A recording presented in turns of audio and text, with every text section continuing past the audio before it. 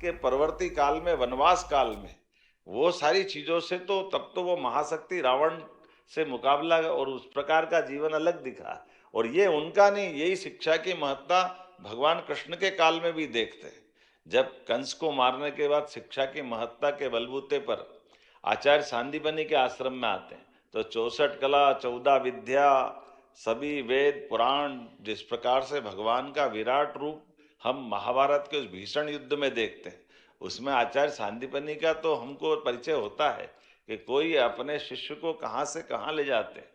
और ये उस काल में नहीं, ये आपने सही कहा कि आईआईटी आईआईएम वगैरह, तो मैं मान के चलता हूँ कि 2000 साल पहले भी जब विक्रमादित्य अपने शासन के सूत्र संभालते हैं तो चुनौती से तो मुकाबला हो गया, शकों को तो परास्त कर दिया, लेकिन शकों के परास्त करने के बाद सुशासन की बात जब करते हैं तो कहाँ कहाँ से नवरत्न जुटाए। कश्मीर से हमारे बीच में कालिदास आए, वराहमिहिर आए, धन्वंतरी आए, जो जुटा करके हमारी राज्य व्यवस्था में विद्वानों का संकलन, विद्वानों को जोड़ करके शासन के माध्यम से समाज में वो सारे परिवर्तन कैसे लाएंगे। वैसे ही आपने राजा भोज की बात कही, हमारे संजय जी ने, भारत सरकार के अधिकारी,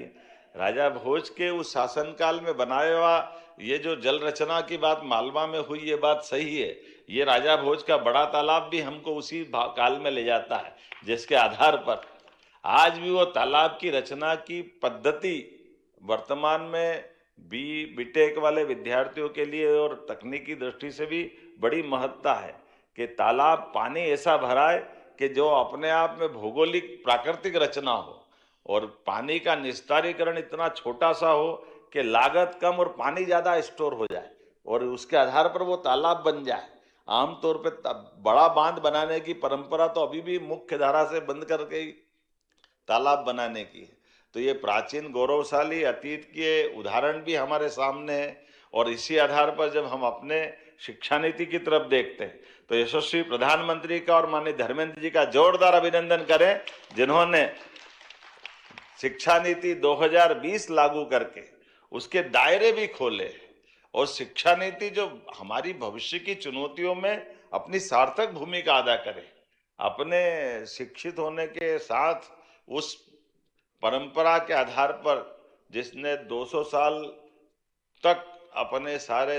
विद्यार्थियों के दायरे बहुत सीमित कर दिए, एक विशेष नंबर का चश्मा लगा करके केवल कागज की डिग्री लेने के लायक शिक्षा नीति बन करके हमारी युवाओं के साथ जो अन्याय काम करने का काम कांग्रेस अंग्रेजों ने किया, बाद के भी काल में कांग्रेस ने किया, मैं बड़े जवाबदारी के साथ कहना चाहूंगा कि आज की शिक्षा नीति में वो सारे दायरे खोले हैं जिसके आधार पर भारत दुनिया के अंदर अपनी बौद्धिक क्षमताओं के युवाओं के लिए एक उन्नत आकाश का मार्ग देता है। आओ आगे बढ़ो और सभी प्रकार के क्षेत्र में जो आपकी क्षमता योग्यता है सारे दायरे खोलकर बढ़ाने के लिए प्रेरित करता है। तो हमने अपनी शिक्षा नीति लागू करने के साथ अगर आगे बढ़े तो हमने पीएम एक्सीलेंस कॉलेज 55 खोले, जिसके आधार पर शिक्षा नीति के समेकित रूप से सभी प्रकार के वो सब विषय जोड़ करके जिसमें शिक्षा नीति को लागू करते हुए आगे बढ़ने का संकल्प किया। स्कूल शिक्षा के साथ उच्च शिक्षा में हमने विश्वविद्यालयों के भी लिए आज अपने भले ही ट्राइबल का बेल्ट हो, टंट्या मामा के साथ हमने खरगोन में विश्वविद्यालय दिया, तो 1857 के हमारे अमर योद्धा टंट्या मामा के साथ साथ हमने अपने गुना में भी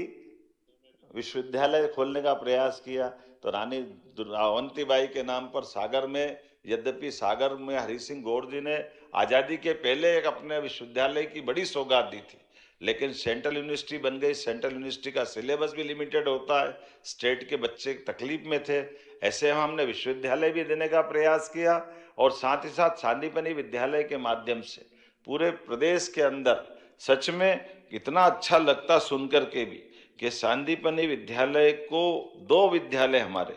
जो विश्व के सर्वश्रेष्ठ विद्यालय में से चुने गए, मैं बधाई देना चाहूंगा 2 सांदीपनि विश्वविद्यालय, एक हमारा इंदौर का और एक रतलाम का, ये दोनों एक एक्सीलेंस स्कूल के रूप में अपनी महत्ता पाते हैं। और जिस प्रकार से हाई स्कूल और हाई सेकेंडरी का पिछले समय में 10th और 12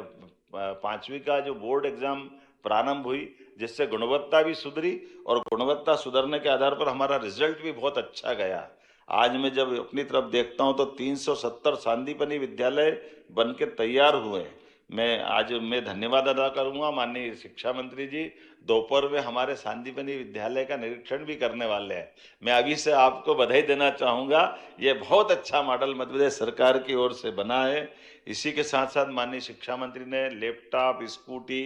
कोचिंग, साइकिल, कई प्रकार की चीज़ों को जोड़ते हुए विद्यार्थियों का उनका न केवल मनोबल बनाना बल्कि सरकार के साथ सहकार करते हुए सभी वर्गों की मदद करते हुए सरकार उस दिशा में आगे बढ़ रही है। हमने अपने सभी विश्वविद्यालयों के अंदर एनईपी की भावना के आधार पर बीएससी एग्रीकल्चर के विषय भी प्रारंभ किए। विश्वविद्यालय ये अलग अलग विश्वविद्यालय एक एक सब्जेक्ट लेके क्यों होना चाहिए, तो समेकित रूप से एक विश्वविद्यालय में वो सारी पढ़ाई होने चाहिए। वो प्रारंभ में यही होता था,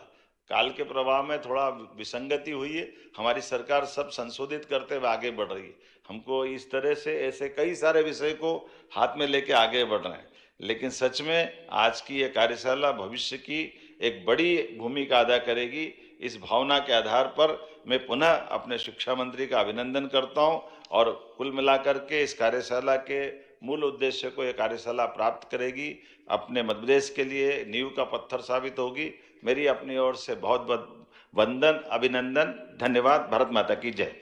बहुत बहुत धन्यवाद माननीय मुख्यमंत्री डॉक्टर मोहन यादव जी।